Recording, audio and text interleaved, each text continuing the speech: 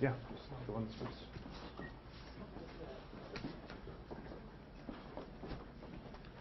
Everybody ready? Okay. I realize it's very crowded in here and a little stuffy, so I apologize for that. And we're going to get started and get through this.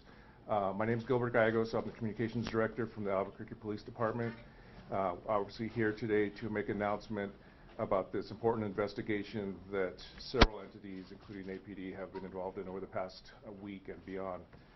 So with that, I just want to turn things over to Chief Medina, and he'll say a few words about the investigation. Thank you, Gilbert, and thank you, everybody, for being here today. This is a tough for our community, but we pitched in and we all worked together to solve this crime. This crime made our community feel like it was under attack. We came together like we always do in the One Albuquerque spirit, and we partnered with everybody to get results quickly. We arrested 51-year-old Mohammed Saeed and charged him for the murder of 2 Muslim men in our community, Aftab Hussein and Mohammed Faisal Hussein. We are working with the District Attorney's Office on potential charges for the murder of 2 other Muslim men, Niem Hussein and Mohammed Zair Ahmadi. Got to forgive me if I butchered those a little bit. Deputy Commander Kyle Hartsock will share some of the details in a minute and talk about the incredible work law enforcement did to get us to this point. I want to highlight 4 key points that helped us get to this point of making an arrest today and hopefully bringing a sense of safety back to our Muslim community in Albuquerque. First of all, it was the outstanding partnerships and everybody working together that shows how we could accomplish anything we need to. I want to thank the U.S. Attorney's Office for being there, answering the phone early Saturday morning, and ensuring that we got things going in the right direction. Our congressional delegation, I want to thank each and every one of you for ensuring that Washington got us the resources we needed and that all our federal partners were given everything that they needed to have in order for us to be successful and bring this case to a conclusion. I want to thank the President of the United States all the way down through our senators and congresswomen for making sure that we had everything we need. I want to thank our best partners. From time to time, we do operations together, and every time the New Mexico State Police is there. And it's just an example of when the Albuquerque Police Department partners with New Mexico State Police that we get results. Governor, thank you for your guys' support continuously throughout the years. The FBI, thank you for providing us a place to have a command center, for getting us all the resources and information that we needed. ATF was an invaluable partner. The fact that they were able to turn evidence around quickly for us, they staffed offices across the nation. They made sure that their resources were available to get us the results we needed, and I've never seen such evidence process so quickly to get us results back. Thank you, Mayor Keller, is the second point, for the confidence in the Albuquerque Police Department. His support for the past 5 years in building up this technology, this department with the technology needed for us to be able to get results like we've gotten in the past few days. The better salaries and improving our situation at the Albuquerque Police Department. We're treated like professionals, and our officers are out every day treating the community as their professionals, and they are part of the community, and we listen to the community. The hard work of our detectives. To my right here, I have some key people. I'm going to start with Deputy Chief Barker. Saturday morning, as usual, as soon as I called, she answered the phone, and we started working on getting all the resources together to make sure that we started taking this moving as quickly as we could. Commander George Vega has made a huge change in our investigative bureau. The changes that our homicide unit has conducted over the past 18 months are unbelievable. I knew that they would get answers for us and they would resolve this case as they continually work to clear 90% of our homicides in the city. Commander Nick Sanders immediately made sure that all resources from our crime lab were there and brought people in on weekends. Deputy Chief Griego over here to our crime center got all our analysts in over the weekend, and we did everything we had to. And Lieutenant Del Greco, Lieutenant Juan Cabrera somewhere out there, and Deputy Commander Kyle Hartsock worked endless hours to make sure that we were able to get all the information and that we were able to formulate a plan to move forward. Above all, the detectives of the Albuquerque Police Department who stepped up and worked endless hours and made sure that even though they didn't have much sleep, that they were doing everything they can to help bring resolution to this crime. Most important, I want to thank the people of Albuquerque. On Sunday, when we made the decision to release the information on the suspect vehicle, first of all, our detectives had the faith and the confidence in leadership, and they knew that releasing this car meant that they no longer got to look for it in an undercover capacity. But we knew Albuquerque would step up and somebody would find and identify that vehicle for us, which is exactly what happened.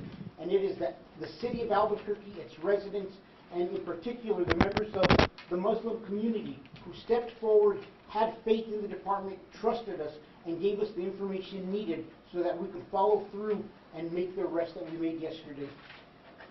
To the Muslim community, a big thank you. Over the past year, I've made it a point to ensure that we built an ambassador program that focused on ensuring that all members of the community had an ear that would hear their voice within the Albuquerque Police Department. You put faith in us, you trusted us, you passed information on to us that was crucial, and that led for us to being able to make an arrest in this case. The last thing I'm going to close with is there is still a lot of work that needs to be done. There's still a lot of evidence that needs to be verified, and I think that it's important that we continue to move in that direction so that we could build a solid case for our district attorney's office and the U.S. Attorney's office to continue to move this case forward so that we have successful prosecution. We're a portion of the way there, but this case is not resolved until we have a successful prosecution and people are held accountable. And above all, the last thing is this. The Albuquerque Police Department will continue to be visible in the Muslim community in the days to come and throughout the weeks to ensure that they feel safe and that they have time to come back to a normal life and ensure that they feel safety. So our officers from the Albuquerque Police Department, New Mexico State Police, will continue to be visible within the community and to make sure that everybody feels safe. Thank you.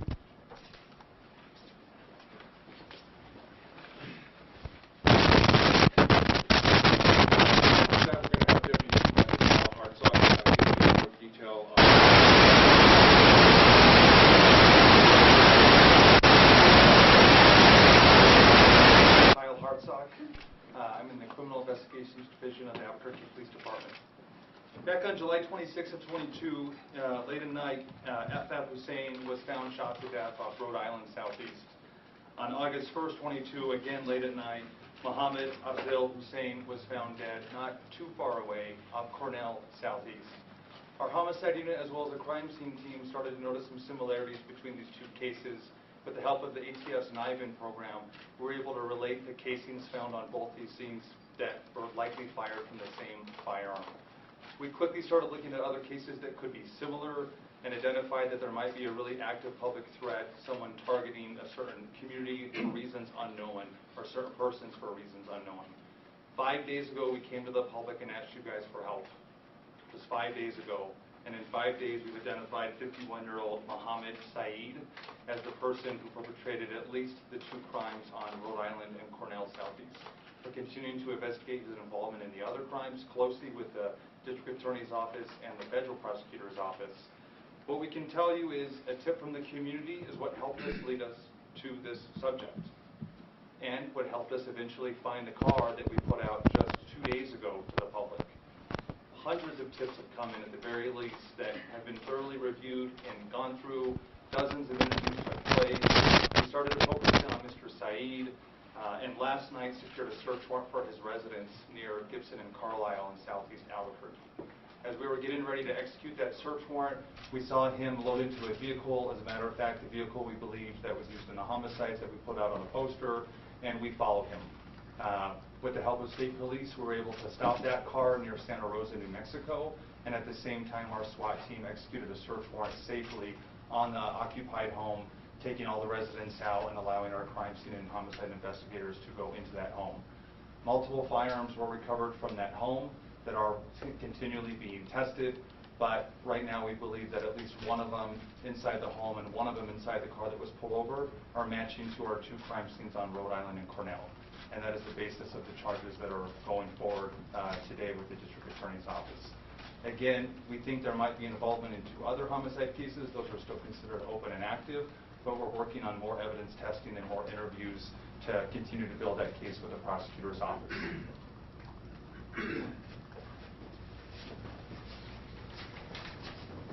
Thank you, Kyle. Now, as the chief said, we have had a lot of help from the state of New Mexico State Police and from the governor's office. So with that, I want to introduce Governor Michelle Lujan Grisham.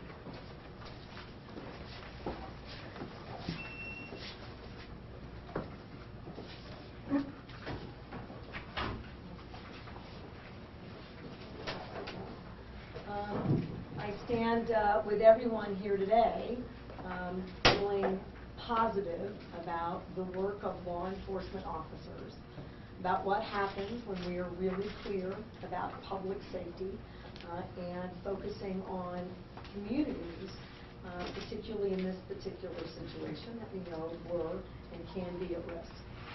This is the kind of work, this collaboration, that yields real results. This is law enforcement and all partners at their best. It is what the state and this community both deserve and should expect in any context. But also it's a place to really thank the public. Without those tips, without that information, we would not be in a situation where we're making this announcement, and we can provide to the general public a sense of how we are continuing to protect you, so I want to do that. Two, that we are working on the justice side of that equation, which is absolutely critical, not only for protecting the families who have been affected, but also making it really clear that we will bring justice before forcing law, accountability will be made. But also, it's a place for us to say that this work, as you heard in the investigation update, is not done. We're going to continue to need public cooperation. This partnership stays in this context with this incredible focus. And all of the state resources, married with every single local resource, will continue until every single member of every single community, particularly the Muslim community, are clear about their safety, wherever they are in this community, wherever they are statewide. And that sense of community and public safety, that focus, is the focus that we will bring to bear on all issues around the state. And so again, while this is important news about where we are, and I hope for families and many others who are suffering today based on this horrific or these horrific murders, that there is clarity of purpose and effective leadership between the law enforcement teams who have done everything in their power and will continue to do that, to make sure that we improve and create the kind of public safety environment, no matter the threat, that every single person and family in Albuquerque and every single person and family in New Mexico deserves. Thank you again to everyone who is here, and to the incredible commitments of our first responders, our investigators, and our law enforcement community.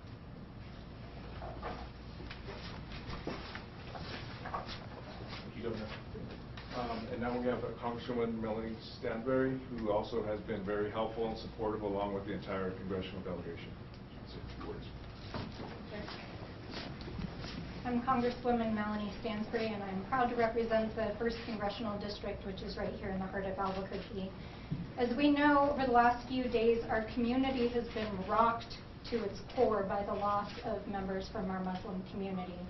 Our community is still grieving the lives of Muhammad Afzal Hussein, Aftab Hussein, Naeem Hussein, and Muhammad Ahmadi. We have to hold space for this grief as we honor the lives and memories of those who we've lost. These losses are felt deeply in our community, and especially for me, as one of these individuals slain last week, Muhammad Afzal Hussein, my dear friend and former staffer, whose family is with us here today. Muhammad was kind, hopeful, optimistic, a city planner who believed in democracy and in social change, and who believed that we could, in fact, build a brighter future for our communities and for our world. Our community has lost brothers, fathers, husbands, uncles, and beloved friends. I want to reiterate the thanks that have been given here today for our incredible law enforcement community, the rapid, diligent, and coordinated response of Albuquerque Police Department, State Police, the FBI, ATF, U.S. Marshals, and other federal law enforcement, our District Attorney, U.S. Attorney, Mayor, Governor, and local leaders, along with my fellow colleagues in Congress. Thank you for your leadership. This coordinated response and support from the community, as has been said, has been crucial in the rapid response to this emergency and the effective apprehension of the suspect today. Though the work of law enforcement is what has gotten us here today, and the primary suspect in these horrific killings has been apprehended, the investigation is ongoing. We would be remiss if we did not address the national profile that these tragedies have garnered across the United States and the terror that has not only gripped New Mexico's Muslim community, but our Muslim communities across the U.S. Our communities have been bracing to respond to the potential of hate-driven crimes and the impacts of Islamophobia and other racist acts that have impacted our communities for far too long. We must continue to engage in that work, to engage in healing, and to recognize the open lines of communication between our communities and law enforcement is what helped to put an end to these specific tragedies.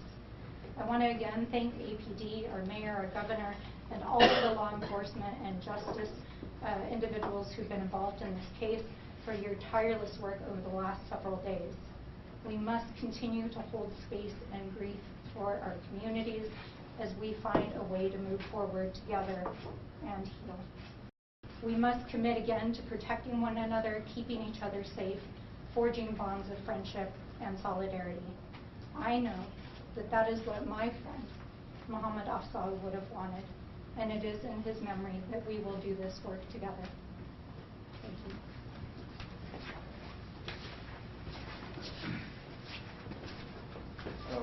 Chief Medina talked about Mayor Keller's support for APD and for law enforcement, and that played a big part in this. But the mayor, as head of the city, I think brought a whole lot more in terms of city resources and focus on the community and the Muslim community. So with that, I want to introduce Mayor Kim Keller.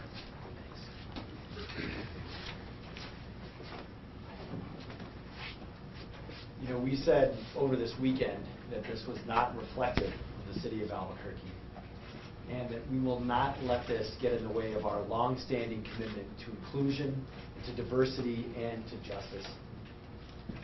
It was just 2 days ago where we also said that we are not going to stop until we can return safety to the Muslim community, and that we will be unified in supporting both the community during these tough times, but also in supporting law enforcement to bring justice. Now it is with tremendous gratitude that we share this news about a united effort to bring some justice to this situation. What law enforcement has done is what we fundamentally and unfortunately call them to do at times, to work together with urgency, following the proper protocols, to get dangerous murderers off the street. That is what these people did, and for that, the city of Albuquerque is grateful. I know that between the FBI and the DA and the state police and our governor and Congress and all those who've been thanked, we always have said that we would be there for each other when we needed it. I remember when our DA and I, we were kind of got these jobs around the same time, and same with the governor, and even our congresswoman. And we each, one of the first conversations we had with each other is that we are going to make sure that roles and jurisdictions do not interfere with what we have to do with our city. And unfortunately, because of the tragedy, but fortunately, we have demonstrated this once again. Truly, what we experienced on the law enforcement and the support front is the one Albuquerque spirit, spreading from our city to our state and our federal partners across the country. For our department, this is a very salient example.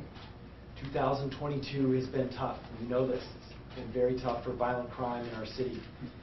But we also know that under Chief Medina's strong leadership, we are demonstrating a vastly improved department, especially in its investigation capabilities. We've done this in a couple of ways. First and foremost, it is the training and effort and hard work of the individuals and the detectives on the front line who made this happen. I know a lot of us were out till 1 or 2 a.m. Dealing with what was happening, and it is abundantly clear the professionalism and the ability of everyone who was a part of this. It's also clear that the investments we've made in technology, this would not have been possible without the FBI's technology, but also without the technology that, frankly, the governor and our congresswomen have helped pay for, and city council. We are in a vastly different place, and that's what allowed us to move fast, and that speed was absolutely critical in this situation. Also, the investigative training that we do at the academy, we did not used to have that. We train investigators, and now we are seeing the result when it comes to the number of individuals we've been able to bring in custody who commit violent crime. So we are sending a message. We will catch violent criminals in this city. That has been true throughout 2022. And we are doing our part to bring justice back to our streets. Now, I also want to express gratitude to the Muslim community. I know all of us are doing that, but it's for a very, very good reason. They never gave up on our police department, and they never gave up on the city where they live. And I want to thank you for doing that. There is no way we could have put these pieces together without them. Also for the public, the residents of Albuquerque, as you heard, we could not have done this without all the tips that came through. And, sometimes it takes a village. I think Ahmad said, and this is a good example, of we did not yet let our fears or even our biases get in the way of doing what we all needed to do to bring some justice. So I want to close by just saying that tonight it's our hope that while families continue to grieve, what our Congresswoman mentioned is absolutely a pain and a scar that is wide open in our community. And while families continue to grieve and our community mourns the loss of loved ones, hopefully there is some semblance of safety and some of closure that we know is true because these perpetrators are now in custody and are being charged. And tomorrow, we're going to continue our efforts to support public safety, even in our Muslim community, as was mentioned, and also the trauma support that we're providing for our community safety department. And we're going to continue to expand and extend our hearts in openness for those who are in a time of need. And going forward, we are going to build on the progress we've made with our Office of Equity and Inclusion, which played a key role in community support, also our Office of Immigrant and Refugee Affairs. These are extremely important offices, and we never acknowledge that until there's a tragedy in one of these communities. And it also means we have to formalize what we're doing with our Asian community and with our Muslim community going forward, and make sure that these bonds that have been recently forged are there going forward. So with that, let me again say thank you to all those involved who made this happen, and our prayers are still absolutely with the community this evening. Thank you.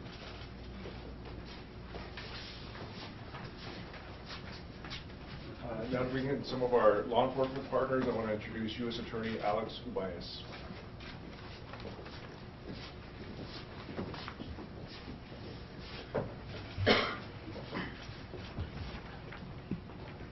Good afternoon. My name is Alex Ubayas, of the United States Attorney for the District of New Mexico. My heart goes out to the families and the communities of these victims, the entire Muslim, Middle Eastern, South Asian community, and to all our communities. Your pain is our pain. Your community is our community. Thank you for your faith and your trust, and we will not let you down. I want to thank, as many have here before, all the members of the law enforcement team, the government, the work, and the people in the community who've spent far too many hours over the past 4 days on the streets and in cars and huddled in rooms and listening to radios and looking at computers and passing through video. These brave folk wearing the badge and these brave folk in the community calling in are working tirelessly in this investigation that continues. And my office and the Department of Justice will spare no resource in support of this effort. We work better when we work together. And together as a community, we will bring those responsible to justice. Thank you.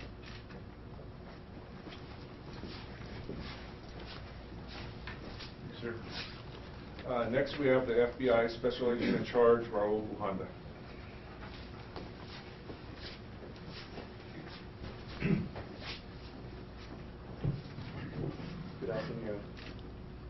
So I think a lot of the people that are standing up here are tired, but for a good reason, because we were driven to do the right thing. This investigation since the beginning has focused on bringing justice to the relatives of 4 homicide victims, our brothers, while protecting Albuquerque's Muslim community from other harm. The FBI will always be there with you. Since the FBI set up a command post that is literally, and I wish you could have seen it, was literally by all these individuals that are up here, those individuals, the people that we represent, were sitting side by side. And then we couldn't even tell them to go home because they did not want to go home, because they were doing the right thing for the community. Like I've often said, these are our communities and we will fight like heck to keep everyone safe. To support the Albuquerque Police Department's investigation, the FBI formed a task force of more than 100 investigators, intelligence analysts, and other experts from the following agencies. We had folks from FBI headquarters, our crisis management unit. We also had the men and women, the proud men and women of the Albuquerque Police Department, the U.S. Attorney's Office, ATF, U.S. Customs and Border Protection, New Mexico State Police, Bernalillo County District Attorney's Office, and Bernalillo County Sheriff's Office. The task force worked 24/7, and we're going to continue to work diligently. We've had a total of about 230 tips. Most of them have come through Crime Stoppers, and some have come through 1-800-CALL-FBI. And we're going to continue to take all those tips for this one reason, because there might still be evidence out there. Someone might still have seen something that'll make sure that we're not missing anything as far as this investigation goes. I want to take this opportunity to thank all the men and women who worked so well as a team and spent so much time on this case. We worked as a team, we were friends to start with, and we're better friends afterwards. They personify what is meant by the relentless pursuit of justice. I want to especially thank Chief Medina for his leadership to our city in this difficult time, as well as the mayor and the governor. They weren't calling for updates. They were calling to see what else can we do. If the public has any additional tips, please continue to reach out to us. Our thoughts and prayers continue to be with the victims and their loved ones during this difficult time. Let us honor them as a community by coming together to make sure justice is done. It's our diversity and our unity that makes Albuquerque beautiful. Thank you.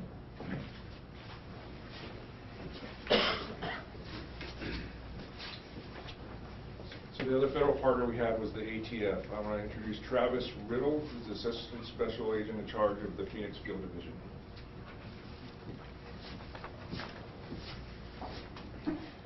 Good afternoon. First and foremost, ATF would like to express our deepest condolences and sympathies to the victims and the families of this senseless tragedy. Our agents are members of this community, and we feel this loss also. We've used every available resource to support our partners in prosecuting those responsible. ATF has brought our unique capabilities to this investigation, such as our ability to trace firearms and process ballistic evidence. We've used these resources to help our law enforcement partners bring the individuals to justice. ATF contributes technical expertise to law enforcement efforts by providing the use of its NIBIN, or the National Integrated Ballistics Information Network, FARMS technology.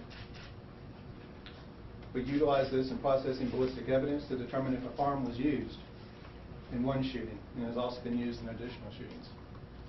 We see patterns that were previously unknown to us, and those links are valuable investigative leads.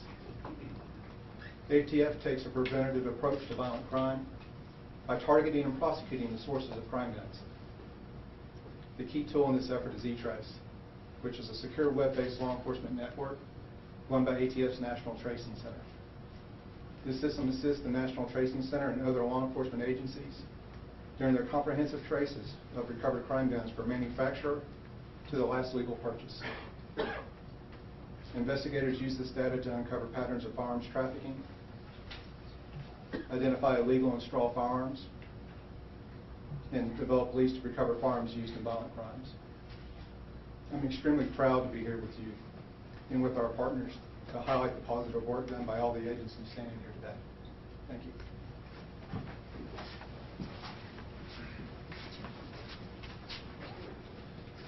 Next up, we have District Attorney Raul Torres, who will talk about his involvement in the case and what comes next with prosecution.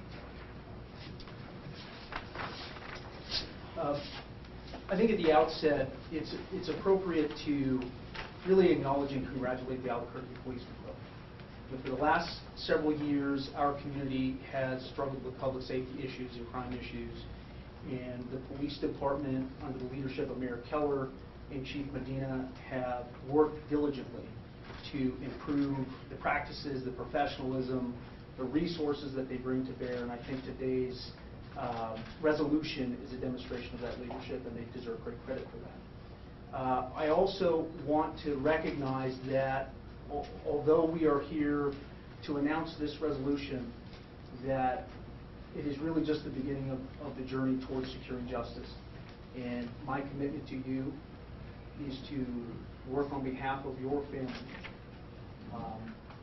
and all the other victims of this crime so that we can secure justice. And that will not be done until we secure a conviction and successful prosecution. To that end, there is still a great deal of work that is left to be done. As we speak, prosecutors from the Major Crimes Division of the District Attorney's Office, along with prosecutors assigned from the U.S. Attorney's Office, are reviewing warrant applications both for additional investigative leads as well as reviewing proposed charges for the individual who's been identified today. But this is a complicated case, and I will reserve for a later time a full discussion of the types of charges that will take place over the next weeks and days. I can tell you that it is the intention of the District Attorney's Office, in conjunction with the Albuquerque Police Department, to file murder charges in state district court. We are also working with our federal partners on the possibility of filing and pursuing federal charges at the same time, if there is an appropriate federal statute. One thing that I would also like to point out, and to take a moment to recognize, is the leadership of Special Agent in Charge Raul Bujanda, who is leading the FBI's local division. I have worked with and known a number of his predecessors, and he is doing extraordinary work. He referenced the first task force meeting where all of the agencies got together. And I can tell you, as somebody who's been a prosecutor for most of the last couple of decades, when you get law enforcement together, they don't always cooperate. They don't always get along. Sometimes there's a lot of discussion about who's in charge of what. And I can tell you from the very beginning that FBI, ATF, state police, and APD worked seamlessly and collaboratively. And that is a model for what we need to bring to bear for every violent crime in this community, so that every voice matters and that every loss matters. And so on behalf of the District Attorney's Office, I want to make that commitment to you, and I want to again thank the hard work of the men and women of law enforcement who made this resolution possible. Thank you.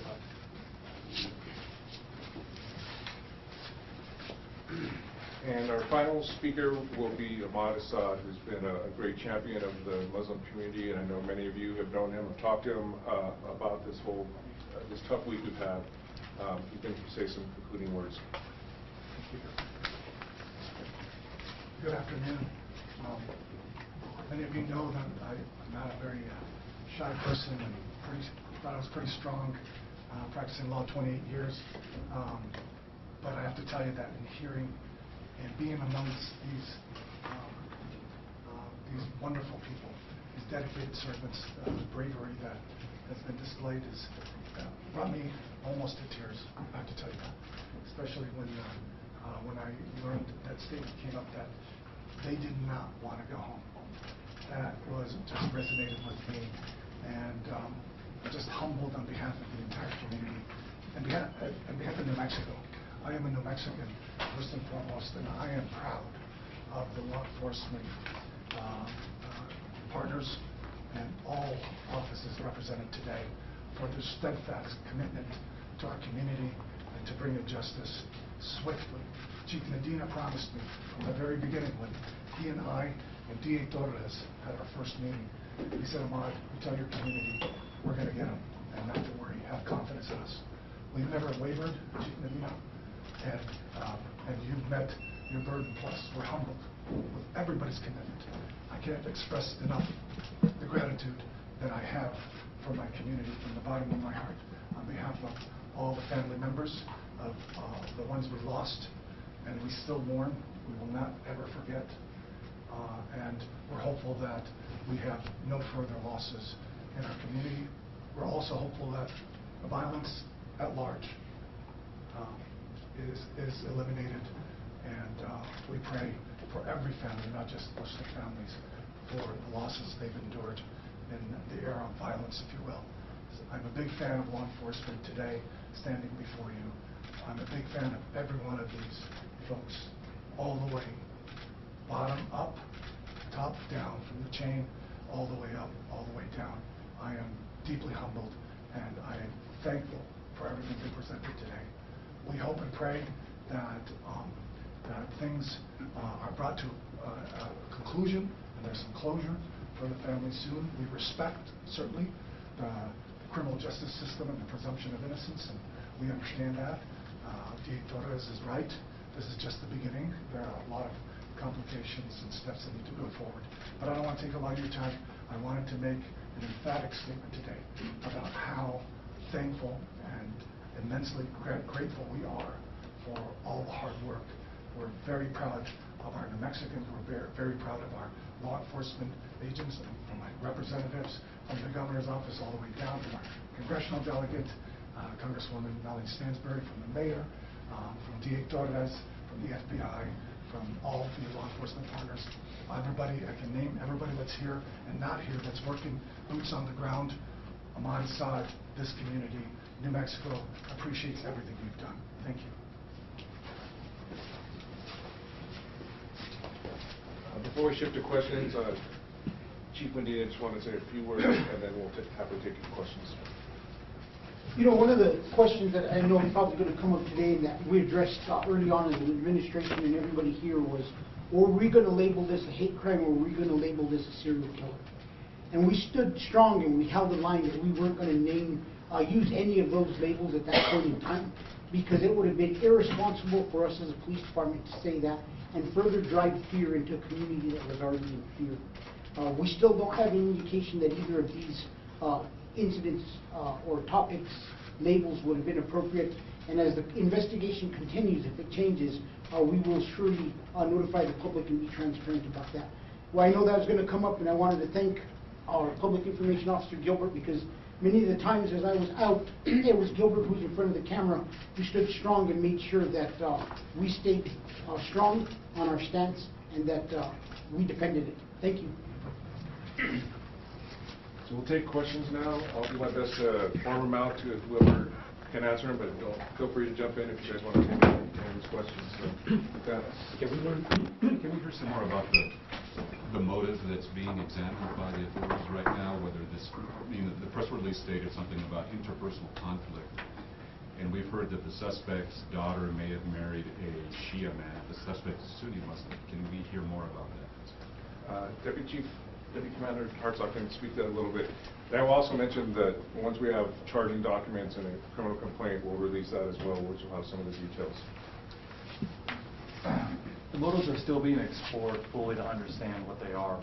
We do have some information about those events taking place, but we're not really clear if that was the actual motive, if it was part of a motive, or if there's just a bigger picture that we're missing. So what's really important is we're still investigating it. Even though he's arrested today, we're going to continue to investigate and work with our prosecutors to understand what the motives were, and that's important in every violent crime investigation we have. So we have heard those things, but we're not sure if that's the only motivation. Is it correct that the suspect is Sunni and the three most recent victims were Shia? We've heard different versions of the sex. We're not too clear on it, so we can't be accurate right here in front of you today to confirm it.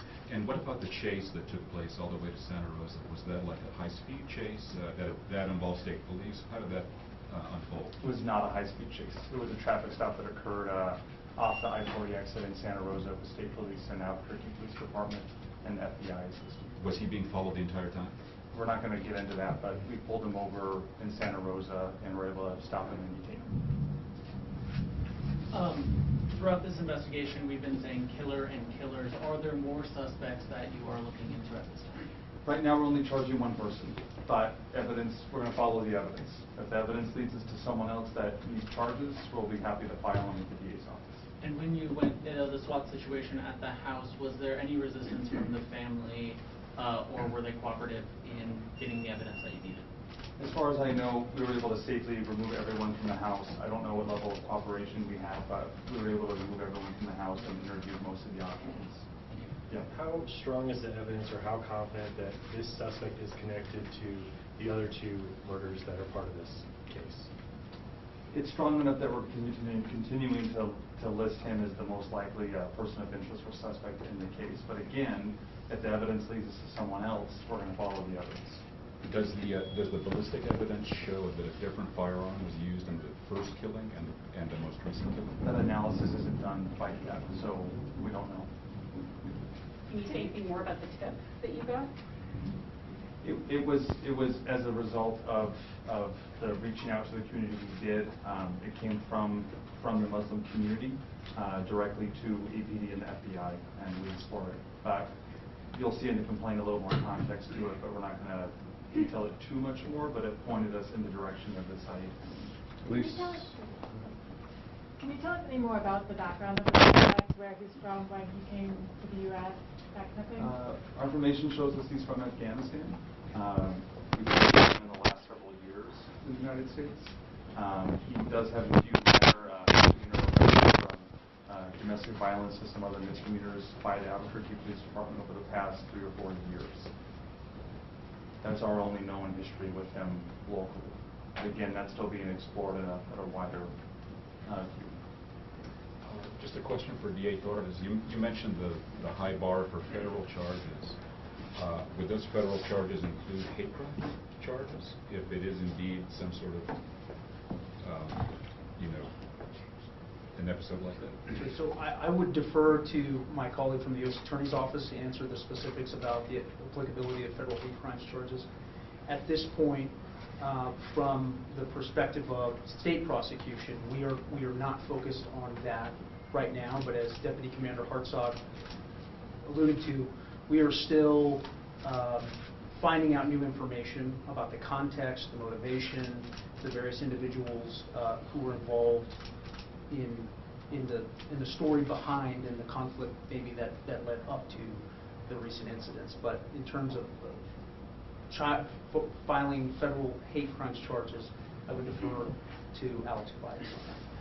Can you say more about the ambassador program you mentioned that laid the groundwork that you might have gotten this tip from the Muslim community?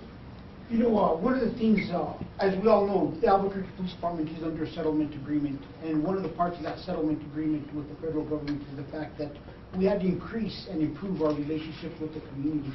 So what we did is we created a group of officers and we trained them in dealing with individuals that were in minority status, and sometimes it's based off of race, religion, and we assign officers to these groups of individuals, and these officers are the ears. I call them the ears from the Albuquerque Police Department for the voices never heard. And it's a concept that will continue, and I think that during this time we recognized that there were two things that we needed to accomplish as a police department. First is we had to have a good, strong investigation. But on the other hand, we needed to make sure that we were working and ensuring that the community felt safe. I want to thank our Deputy Chief of the Field, Josh Brown. He was very active in making sure that field officers, our problem response teams, were out and they were contacting the community, and that we had an open door of communication, and that we had officers stationed at different places to make individuals feel safe. So our ambassador program will continue to be the flagship of the Albuquerque Police Department, reaching out and working with all segments of the community and ensuring that we're always listening to everybody. Is the suspect cooperating in the questioning? And also, can you confirm that 2 of his sons were also detained and questioned in Ladies? He did make a statement. The suspect who was being charged, his sons were questioned as well, but released. And they've both been released? Yes. What kind of digital forensic evidence are you looking into to connect everyone? And was the online portal helpful with these tips? You mentioned technology and investment in that. We're definitely on every violent crime investigation. We're always looking at any kind of digital evidence. We can't comment too much on that right now. An online portal was extremely helpful, as well as Crime Stoppers tips. We had several people upload video surveillance from their homes in the areas voluntarily to us. that captured the sounds of the shots, vehicles leaving, other cars in the area. These things were very helpful, and they were a direct result of that reach out to the public and them submitting tips. And the technology allows people now to just upload videos, right? We don't even have to go out anymore. They can just upload them directly to us, so that's pretty amazing. There was another shooting the night Naeem Hussein was killed, like near Eastern and Amherst, which is right near the suspect's home. Is there any relation to that shooting that you can tell? Nothing that we can confirm right now, but on the same as Thursday, we're going to look at any crimes that we think could be related to this, whether it's by ballistics, witnesses, any other evidence. Again, we're going to keep a very open mind, even though he's charged with 2 murders today. We're very open-minded that if we find evidence of any other crimes, we're going to absolutely pursue that all the way to the end. Can you tell us more about the suspect's residence, where it was searched? Was it a rental? Was it an apartment, a home? How many people lived there? Just his family lived there. I'm unsure on the rental ownership status. Was it an apartment or a home? I don't know if it was an apartment or a home. Was he there when you did the search of his home? No, he was not. He was in the car near Santa Rosa. We pulled him over first, and then the SWAT team executed the search warrant at the house. What is the current status of the suspect? Has he been booked into jail yet? No, we're working on getting the warrant completed with the DA's office, but he is detained inside this building right now. Can we confirm a date of birth for Mr. Saeed? We can, just not right this second, but just give us a notice. Can you say more about his domestic violence charges?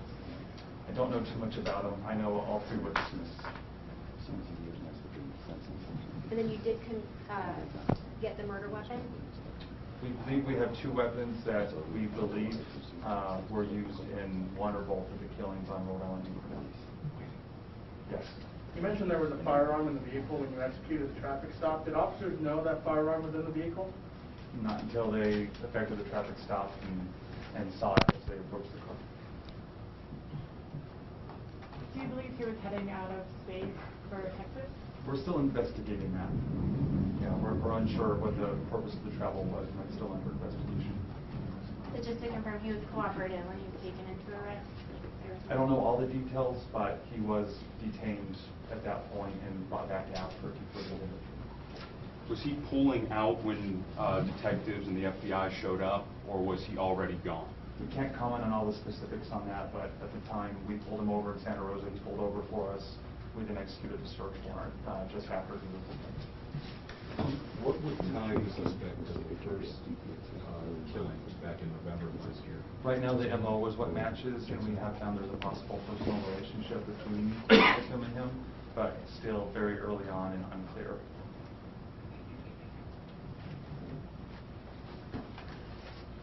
When you say that there was a possible relationship, are you talking about all of the victims, or just a couple, a few? Honestly, we're still investigating to try to really understand all the relationships, but again, the community and the families have been very helpful in this. That's the thing I'll say too, is the FBI's Victim Assistance Program as well as our Victim Services Unit have been working together and working with 4 different families that are in Albuquerque and across oceans to communicate with the families, learn background information, and in some cases help handle how the remains are going to be shipped back overseas. So we're working with our advocates and the families, and it's helping us understand and be educated on a lot of this background. Now that someone has been detained, the 2 mobile units that APD has set up at Luna Linda Park and at Highland High School, will those still be intact, or will those be taken down? We're going to continue to have a presence in the community, as we stated earlier, and at least through the end of the week, there will be those visible presence in those units. Those mobile units will remain on scene. One of the other things I want to mention is, like Secretary Boyd, I just want to thank you and State Police. Our air support unit was down, and on Sunday when we made the announcement about the suspect vehicle, State Police immediately had up their air support unit, because we did have a fear that the individual tried to leave, and we were looking for all exit points in the city to see if the car went. So just everybody once again working together was a big success for us. And we did try to plan for this individual leaving. He didn't leave that night, but it looks like the next day individual drove out of the city. Yes. Any idea how long he lived in Albuquerque? I don't know, maybe at least 5 years or so. Yeah, we believe around 5 or 6 years. You know if he was on refugee status from Afghanistan? Don't know his status. You mentioned a personal connection to the, potential connection to the first victim. What about to the fourth victim? Again, we're still understanding that, and if we charge on those cases, I think in those charging documents, you'll better see what we found in there. But right now, I don't think we're ready to comment on it because we want to make sure that we understand it correctly. Any other info on the weapons? Were they legally obtained or? That's also still under investigation, but ATF and the FBI are helping take the lead on that, and they've been tremendously helpful in understanding where the weapons came from. Okay, well, we'll wrap things up. I appreciate everyone taking the time, and it took a little while here. If you want interviews with anyone involved, let me know, and we can try to facilitate that. Thank you very much. Sorry.